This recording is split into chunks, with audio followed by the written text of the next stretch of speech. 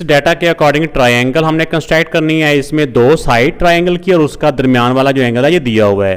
तो इन दोनों साइड में से जो सी मर्जी साइड हम पहले ड्रा कर लेते हैं। इसमें पहले हम जो बड़ी साइड है वो ड्रा कर लेते हैं 6.8 कि 7 से 2 पॉइंट पीछे है, तो ये 6.8 होगी। अब इस साइड्स के नाम देते हैं, एक को ए और एक को बी। अब 30 डिग्री का एंगल, 30 डिग्री का एंगल 60 का हाफ होगा, 60 डिग्री एंगल का हाफ। अब कंपास को मुनासिब सा खोल के किसी एक पॉइंट पे,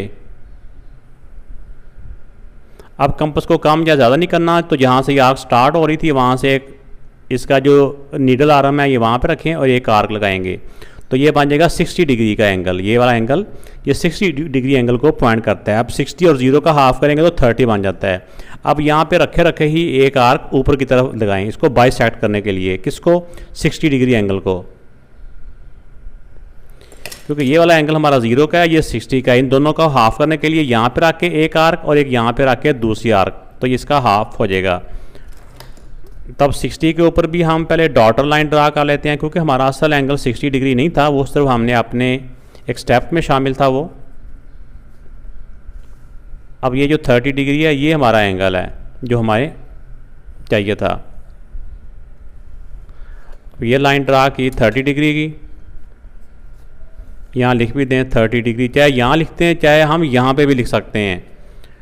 तो अब इसके ऊपर 4.6 कंपास के साथ हमने खोल लेना कंपास को 4.6 और हमने एक आर्क लगा देनी है।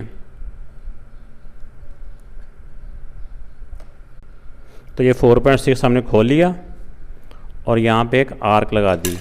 इस पॉइंट को हमने सी पॉइंट का नाम दे दिया। अब सी पॉइंट को हम ए के साथ मिला देंगे, तो ये हमारी ट्रायंगल बन चुकी है। जो डाटा दिया हुआ था उसके मुताबिक ये हमारी ट्रायंगल बन चुकी है।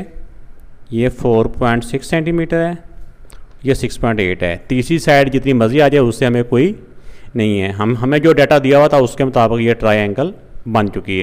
अच्छा, ये जो डाटा दिया हुआ है एक ट्रायंगल का, इसमें दो साइड्स और इनका इंक्लूडेड एंगल ये दिया हुआ है, जिससे हमने एक ट्रायंगल कंस्ट्रक्ट करनी है। तो इसमें से दोनों साइड में से जो सी मर्जी साइड हम पहले इसमें ड्रा कर सकते हैं। 5.4 पहले ड्रा कर लेते हैं, 0, ये 5, ये 5.5 से एक पॉइंट कम 5.4।